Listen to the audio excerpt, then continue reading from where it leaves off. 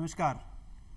राजस्थान भारत का सबसे बड़ा प्रदेश है और राजस्थान को कई हिस्सों में सांस्कृतिक रूप से विभाजित किया गया है, मसलन शेखावाटी, ढूंढाड़, मेवाड़, मारवाड़, हाड़ौती इत्यादि।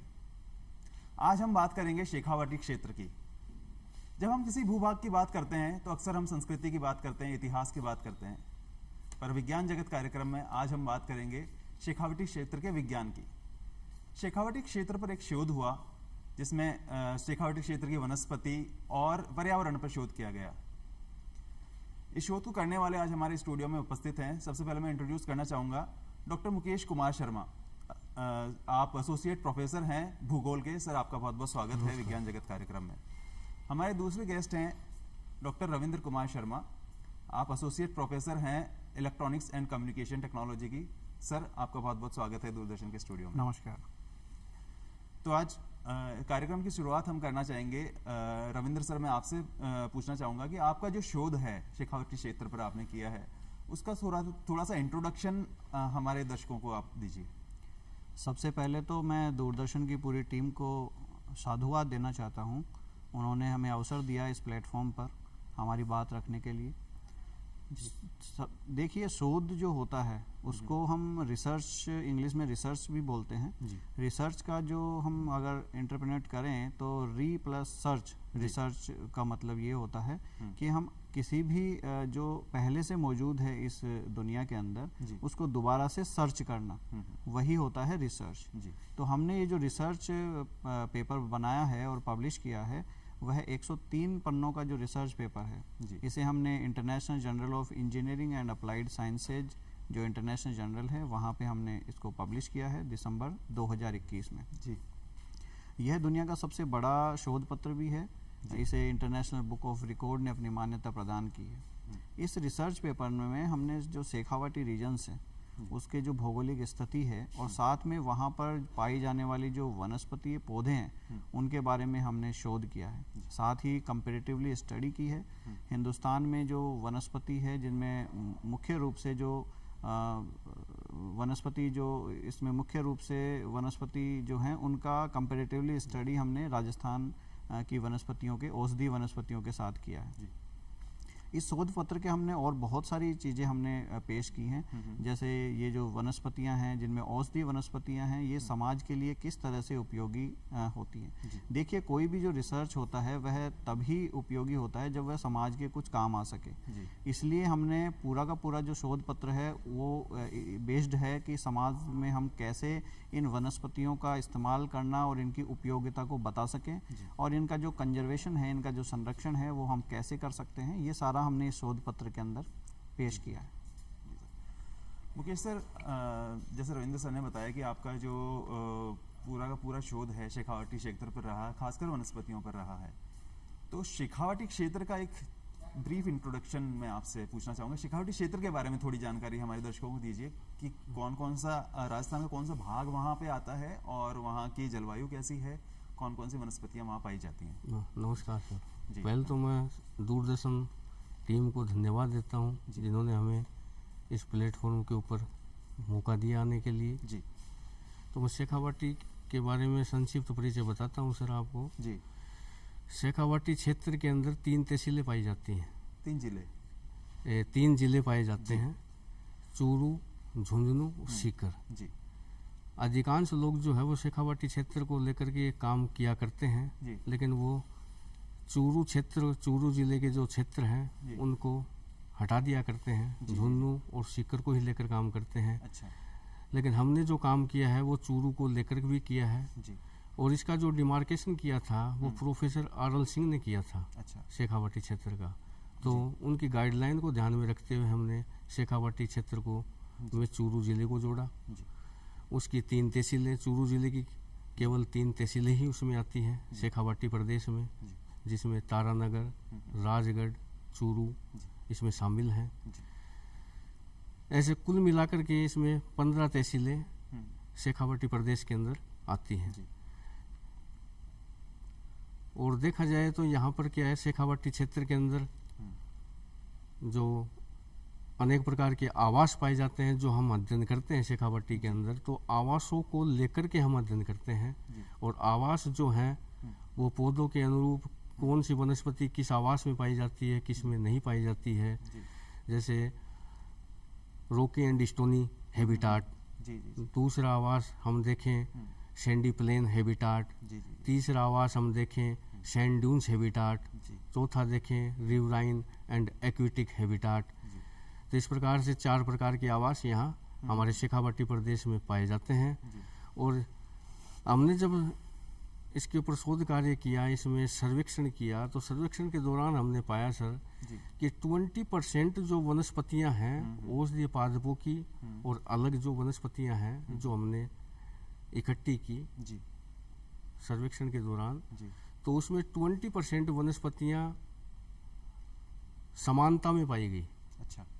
क्योंकि जो सैंडी प्लेन्स हैबिटाट में पाई जाती हैं वो रॉकी एंड हैबिटाट में भी 20% वनस्पतियां वहाँ पर उपलब्ध होती हैं। मतलब हर ये जगह ये खासियत है उसकी कि लगभग 20% वनस्पतियां हमें दूसरे आवास में भी मिल जाया प्राप्त हो जाती है। जी जी जी जी। तो हम एक्सक्लूसिव नहीं कर सकते उनको कि ये सिर्फ इसी में मिलती है। उनमें से 20% लगभग हर एक हैबिटेट में मिलेगी, अवेलेबल रहेगी। 20% वनस्पतियां। सर आप ज्योग्राफी के एसोसिएट प्रोफेसर हैं, ज्योग्राफी आपका सब्जेक्ट है। ज्योग्राफी को कहा जाता है कि मदर ऑफ ऑल साइंसेस, सभी प्रकार के विज्ञानों की जननी है। तो ऐसा ज्योग्राफी की क्या विशेषता है? ज्योग्राफी को मदर ऑफ ऑल साइंसेज कहा जाता है, सही बात है सर। इसलिए कहा जाता है कि आदिकाल के अंदर जो भी अध्ययन हुआ करता था वही वो अपने तरीके से अध्ययन किया करते थे। जो भी अध्ययन हुआ करता था वो केवल एक भूगोल के अंदर ही हुआ करता था। न कोई बोटनी हुआ करती थी, न कोई फिजिक्स हुआ करती थी उस जमाने के अंदर, न कोई जूलॉजी होती थी। एक ज्योग्राफी ही एक सबसे बड़ा विज्ञान हुआ करता था। लेकिन आवश्यकता को देखते हुए आज वर्तमान के अंदर इनकी भी शाखाएं अलग अलग हो गई हैं वर्तमान के अंदर। जैसे प्लांट ज्योग्राफी अपन देखें तो प्लांट ज्योग्राफी से बोटनी में तब्दील हो गई। जू ज्योग्राफी से जूलॉजी सब्जेक्ट आ गया। फिर इनका भी आगे मेरे समय में नहीं था सब्जेक्ट, वो भी आज वर्तमान में बायोटेक्नोलॉजी एक सब्जेक्ट और आ गया। बायोटेक्नोलॉजी, इन पे भी आगे अग्रिम अध्ययन करने के लिए, एडवांस अध्ययन करने के लिए, स्टडी करने के लिए बायोटेक्नोलॉजी की शुरुआत हो गई। आगे भी नैनो टेक्नोलॉजी आ रही है। ऐसे सब्जेक्ट तो देखा जाए तो ज्योग्राफी जो है वो 2 ब्रांच में बटी हुई है सर, फिजिकल ज्योग्राफी और ह्यूमन ज्योग्राफी। जो हमने जो अध्ययन किया है वो ह्यूमन ज्योग्राफी की जो ब्रांच है बायो ज्योग्राफी। ह्यूमन ज्योग्राफी की जो ब्रांच है बायो ज्योग्राफी, और बायो ज्योग्राफी में भी 2 ब्रांचेज सब डिवीजन है उसके। एक तो प्लांट ज्योग्राफी, एक एनिमल ज्योग्राफी। जो हमारा जो रिसर्च पेपर है वो प्लांट ज्योग्राफी की ब्रांच से संबंधित है। उसको भी हम कह सकते हैं कि उसकी भी एक शाखा हम बना सकते हैं, मेडिकल प्लांट ज्योग्राफी। तो पृथ्वी से हर चीज उत्पन्न हुई और जब आदि मानव ने शुरुआत करी चीजों को जानने की, समझने की, तो जो पहला विज्ञान है वो पृथ्वी और उस पर पाई जाने वाली चीज़ों से संबंधित था। आगे उसको हमने क्लासिफाई करते गए और विज्ञान के बहुत सारे रूप हमारे सामने आए। तो सबसे पहला विज्ञान जो है वो सही है कहा है सर ने, जैसे कि हम भूगोल को या ज्योग्राफी को हम मदर ऑफ ऑल साइंसेस कह सकते हैं। सर शेखावाटी क्षेत्र पर आपका जो शोध रहा है, कौन कौन से पादप या वन क्षेत्र जो हैं शेखावाटी क्षेत्र में पाए जाते हैं, कौन कौन किस तरह की वनस्पति पाई जाती है मुख्यतः, और लोगों के जीवन पर उसका क्या प्रभाव है? जी, देखा जाए तो शेखावाटी क्षेत्र के अंदर, पूरे ही शेखावाटी क्षेत्र के अंदर पूरा का पूरा जो शेखावाटी क्षेत्र है वो ही वन औषधि क्षेत्र है। अच्छा, पूरा का पूरा क्षेत्र ही वन औषधि क्षेत्र, वन औषधि क्षेत्र पूरे शेखावाटी क्षेत्र को ही कह सकते हैं। अच्छा। लेकिन इनमें क्या है कि डिफरेंस है कि कहीं तो जो वनस्पतियां हैं वो फ्रीक्वेंट रूप में पाई जाती है, कहीं अबंडेंट रूप में पाई जाती है, कहीं कॉमन रूप में पाई जाती है और कहीं रियल रूप में पाई जाती है। यही डिफरेंस वहाँ पाया जाता है। अच्छा। बाकी पूरा का पूरा जो क्षेत्र है हम कह सकते हैं कि पूरा का पूरा शेखावाटी क्षेत्र ही है, और वो भी आवासों के अनुसार हमें प्राप्त होती है। जैसे अभी पहले मैंने आपको बताया कि जो रॉकी एंड स्टोनी हैबिटाट है उस पे अलग प्रकार की वनस्पतियां मिलेंगी, सैंड ड्यून्स में अलग प्रकार की वनस्पतियां मिलेंगी। जैसे एस्पेरेगस रेसिमोसस एक वनस्पति है जिसको हम कॉमन भाषा में, आम भाषा में, लोकल भाषा में उसको हम शतावर कहते हैं। अच्छा, शतावर। उसको नार काटा भी कहते हैं। अच्छा। सैंस मूली भी कहा जाता है उसको। अच्छा अच्छा। तो वो टिब्बों के आवास में ही पाई जाती है। अच्छा। टिब्बों के आवास में ही आपको मिलेगी, दूसरे आवासों में इसका जो डिस्ट्रीब्यूशन है वो नहीं पाया जाता है। अच्छा। तो इसी प्रकार से जैसे गूगल है, कोमीफेरा वाइटाई जी, जिसका बोटनिकल नेम है इसका, जी जी जी, गूगल। तो ये हमें और हैबिटाटों में नहीं पाई जाती है, ये केवल पर्टिकुलर पहाड़ी इलाकों में पाई जाती है। अच्छा। पहाड़ी क्षेत्र में अपने को ये पर्टिकुलर वनस्पति, ये पौधा, ये पेड़ अपने को प्राप्त होता है गूगल का। जी। तो इस प्रकार से इनका वितरण पाया जाता है। जी। पर इनका लोगों के जीवन पर लोगों के जीवन के ऊपर इनका बहुत प्रभाव पड़ता है सर। ये बहुत चमत्कारी जड़ी बूटियां हैं। यदि इन चमत्कारी जड़ी बूटियों के बारे में लोगों को पता हो तो इनका आसानी से ये उपलब्ध हो सकती है। लोकल एरिया में उनका उपयोग किया जा सकता है। कई प्रकार की बीमारियों में भी इसका उपयोग किया जा सकता है। घरेलू उपचार भी किए जा सकते हैं इनसे। तो जब समाज इवॉल्व होता है, हम देखते हैं हमारे गांव में अभी भी कई जगह जो साधारण रोग होते हैं उनके लिए जड़ी बूटियों का इस्तेमाल किया जाता है। जैसे कोई स्किन प्रॉब्लम हो रही है तो नीम का प्रयोग करते हैं या ग्वार पाठे का प्रयोग करते हैं। इस तरह से औषधिक पौधों का काफ़ी उपयोग ग्रामीण क्षेत्रों में अक्सर किया जाता है। तो इन औषधियों का आम जनता के जीवन पर बहुत बड़ा प्रभाव है। उनके लिए बहुत उपयोगी वस्तुएं हैं, जानवरों के लिए भी, पशु पक्षियों के लिए भी और वहाँ रहने वाले लोगों के लिए भी। सर, आपने इसका प्रभाव बताया। तो सर, वहाँ पे जो खनिज संपदा है, मैंने ये सुना है कि वहाँ पे बहुत उत्खनन भी हो रहा है काफ़ी लंबे समय से। तो उत्खनन का वहाँ की वहाँ की जो वनस्पति है, वहाँ के जो पौधे हैं, उनके ऊपर उत्खनन का क्या प्रभाव है और उसके लिए क्या कार्य किए जा रहे हैं?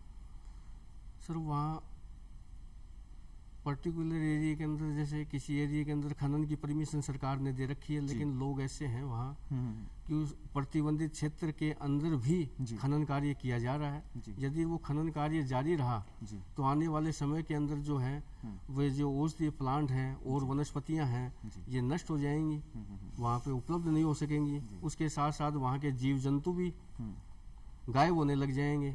इसलिए इसके ऊपर तो प्रतिबंध लगाना चाहिए। पूरा का पूरे समाज के ऊपर प्रभाव पड़ेगा इस चीज़ का। तो जी जी जी। पर अभी कोई कार्य किया जा रहा है ऐसा कोई जिससे इसको रोका जाए, उत्खनन जो अवैध उत्खनन हो रहा है? अभी तो प्रशासन का काम है सर, इसके ऊपर तो प्रशासन ध्यान दे तो ही हो सकता है ये काम। तो आम लोगों के द्वारा ये काम नहीं किया जा सकता। जी जी जी। तो जो इलीगल माइनिंग होती है उसका गलत प्रभाव लोकल फ्लोरा और फौना पे पड़ता है। इसके लिए विशेष ध्यान देने की ज़रूरत है सरकार को भी और लोगों को भी जागरूक होने की ज़रूरत है कि अगर ये नुकसान होता है अगर वनस्पतियों को, तो आने वाली पीढ़ियों के लिए भी एक संकट पैदा हो सकता है।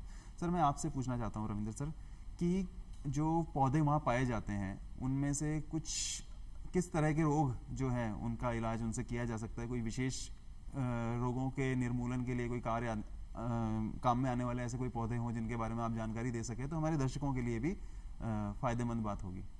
जी सर, जो 15 औषधीय पौधों का हमने इसके अंदर विवरण दिया है शोध पत्र के अंदर, जी, जैसा कि सभी जानते हैं कि वो सारे औषधीय पौधे हैं तो किसी न किसी बीमारी के इलाज में आवश्यक हैं और उनसे किसी न किसी रोग का उपचार हो ही रहा है। जी। कुछ आपको मैं ऐसे पौधे बताता हूँ जो कि हमारी आम जनता उनको समझ सकेगी और उनसे अपना फ़ायदा उनको मिलेगा। जी।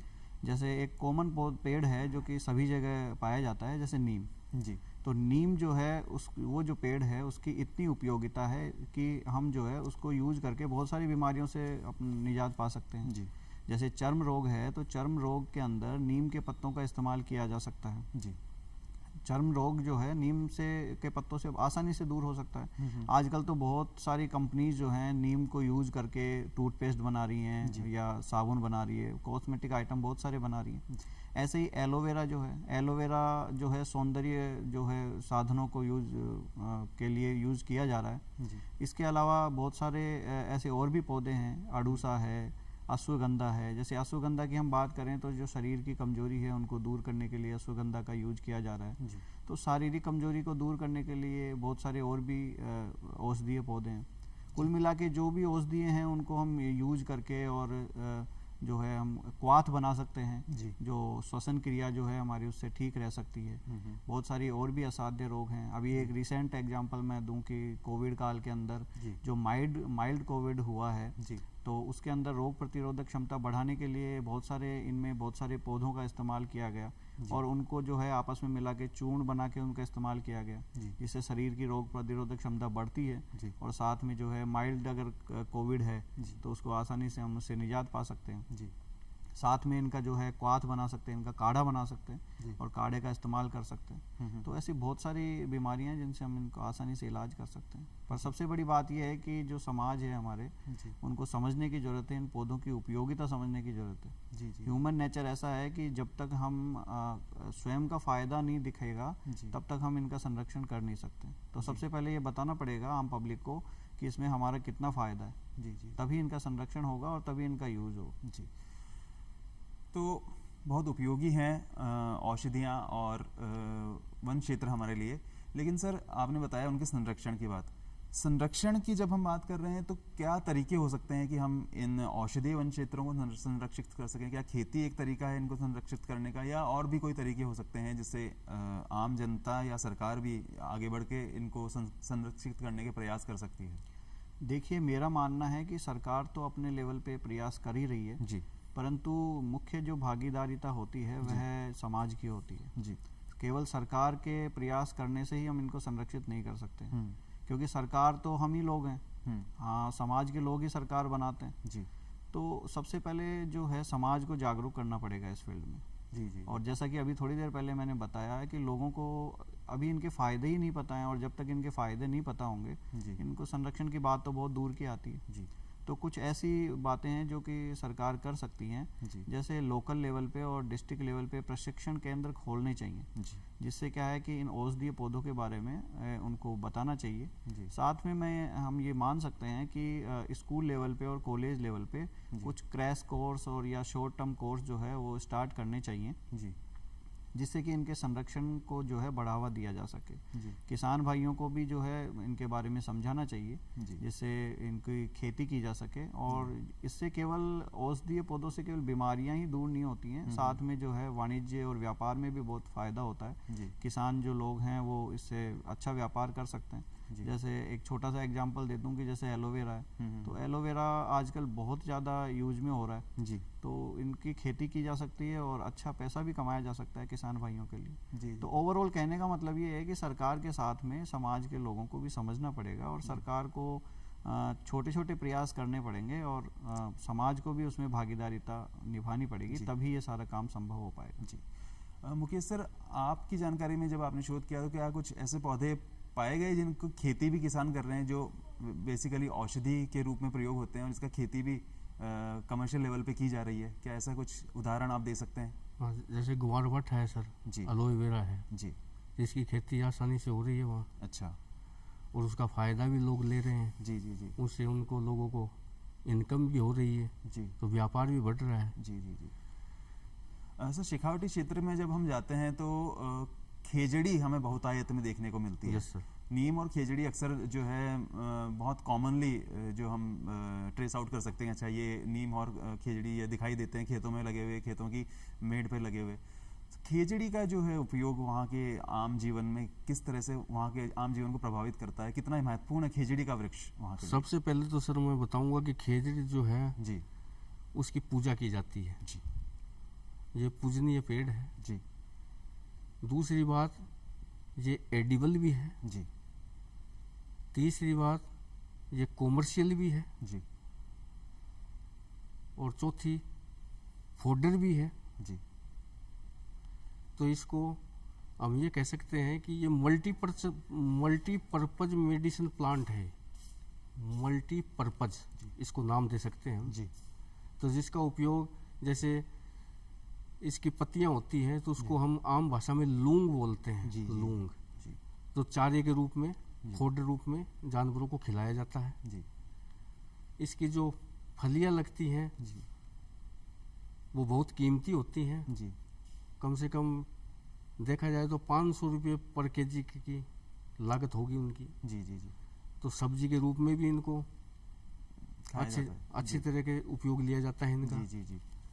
तो खेजड़ी का पेड़ बहुत ही महत्वपूर्ण है जी। और आसानी से उपलब्ध भी हो जाता है जी, शेखावाटी क्षेत्र के अंदर खूब है जी जी। और तो किस तरह से सिर्फ एक वनस्पति कितना महत्वपूर्ण योगदान देती है एक समाज में, एक पर्यावरण में। खेजड़ी को हम देखें तो वो मनुष्य के लिए भी उपयोगी है, पशुओं के लिए भी उपयोगी है, पक्षियों के लिए भी उपयोगी है, जमीन को भी जो है फर्टाइल रखने के लिए उसका बहुत बड़ा योगदान है। तो इस तरह के वृक्षों का संरक्षण अगर नहीं किया गया तो आने वाले समय में जलवायु को बहुत बड़ा नुकसान पहुंच सकता है और आर्थिक नुकसान भी किसानों को बहुत उठाना पड़ सकता है। सर, मैं आपसे पूछना चाहूँगा कि आपका जो शोध है उसमें अगर हम पूछें कि सबसे महत्वपूर्ण योगदान जो आप लोगों का रहा, वो आप संक्षेप में किस तरह से बताएंगे? सबसे पहले तो मैं जो डॉक्टर मुकेश सर ने बात कही कि खेजड़ी का जो पेड़ है जी वह पूजनीय है, तो उस विषय में मैं आपको थोड़ी सी बात बताना चाहता हूँ जी। जो भी प्रकृति ने हमें दिया है वह सब चीज़ें ही हमारे लिए पूजनीय होती हैं। हाँ जी। जैसे उदाहरण के तौर पे जैसे गंगा नदी है जी, क्योंकि गंगा नदी के किनारे पे जो लोग बसे हुए हैं उनको पानी की आपूर्ति हो रही है, खेती वो कर पा रहे हैं। तो खेजड़ी का पेड़ जो है और सभी जो वनस्पति है, औषधीय पेड़ हैं, सभी हमारे लिए पूजनीय है। पर क्योंकि खेजड़ी जो है गाँव में आसानी से अवेलेबल होता है जी, और बहुत उपयोगी भी होता है, ना केवल इंसानों के लिए, जानवरों के लिए भी उपयोगी होता है, इसलिए उसकी महत्ता जो है वो कुछ अधिक है। साथ में जैसा कि आपने अभी पूछा कि जो हमारा रिसर्च है जी वो किस तरह से उपयोगी है जी। और पहले तो मैं ये बताना चाहूँगा कि हमने जो शेखावाटी जो रीजन है जी उस पर जो रिसर्च किया है जी, उसको ना केवल भारत में बल्कि भारत के बाहर भी हमने ऐसे बहुत सारे शोध पत्र प्रस्तुत किए हैं जी, जिससे क्या है कि हमारे राजस्थान जो है उसको एक नई पहचान मिली है, शेखावाटी रीजन को एक नई पहचान मिली है जी। साथ में जो बाहर के जो लोग हैं उनको ये समझ में आ गया है कि जो प्रकृति ने हमें बहुत सारी चीज़ें दी हैं जी, उनको हम कैसे उपयोग में कर सकते हैं। और राजस्थान में जो शेखावाटी क्षेत्र है वहाँ पर जो प्रकृति ने जो दिया है एक अनमोल रत्न हमें दिया है, बस हमें उनको पहचानने की ज़रूरत है जी। जब समाज उनको पहचान जाएगा, देखिए एक छोटी सी बात कहना चाहता हूँ जी, हमारे पास तो हीरा है सही, पर उसको पहचानने की ज़रूरत है। जब तक हम उसे पहचानेंगे नहीं, हमारे लिए तो वो कोयले के समान है जी जी जी। तो हमें उसे पहचानने की ज़रूरत है। हमने जो है इसमें कंपैरेटिवली स्टडी भी की है भारत के साथ जी। पूरे भारत के अंदर जितने भी औषधीय पौधे हैं उनका लगभग 23% जो है वो शेखावाटी रीजन में जी। और ऐसे ऐसे पौधे हैं जो हम कल्पना भी नहीं कर सकते हैं जी। बाहर के जो राज्य हैं उनके बहुत सारे लोगों को ये भ्रम रहता है कि राजस्थान तो एक मरुस्थलीय एरिया है जी, वहाँ पर ऐसे पौधे मिलना असंभव है या नहीं मिल पाते होंगे। एक छोटा सा वाक्य मुझे याद है जी, मेरे कुछ दोस्त जो हैं वो राजस्थान स्टेट से बाहर रहते हैं। एक बार मुझे उनके घर पे जाने का अवसर मिला जी, तो जब मैं उनके घर पे पहुंचा तो वहाँ पे मुझे पानी जो सर्व किया गया, एक के बाद एक गिलास, एक के बाद एक गिलास, तो मुझे ऐसे भाव आया कि शायद उनको ऐसे लगता है कि जो राजस्थान के लोग हैं वो तो जन्मांतरों से प्यासे हैं जी। तो ऐसा बिल्कुल नहीं है, ये जो भ्रम है इसे दूर किया जाना चाहिए। राजस्थान एक ऐसा क्षेत्र है जहाँ पर रेत भी है, रेतीला एरिया भी है, समतल एरिया भी है जी। और कुछ प्रतिशत में यहाँ पर पानी और बरसाती नदियाँ भी हैं जी। तो जो 15 औषधीय पौधे हैं उनकी बहुत ही अधिक महत्वता है। और जैसा कि अभी थोड़ी देर पहले मैंने बताया और डॉक्टर साहब ने भी बताया कि अलग अलग असाध्य रोगों में और बीमारियों में इनका इलाज किया जाना चाहिए, और जो समझ रहे हैं इन चीज़ों को वो इनका इलाज करते भी हैं जी जी। तो सर बहुत महत्वपूर्ण है आपका जो शोध है। राजस्थान के जो महत्वपूर्ण वनस्पतियां हैं उनको आपने दुनिया के सामने आप लेके आए हैं।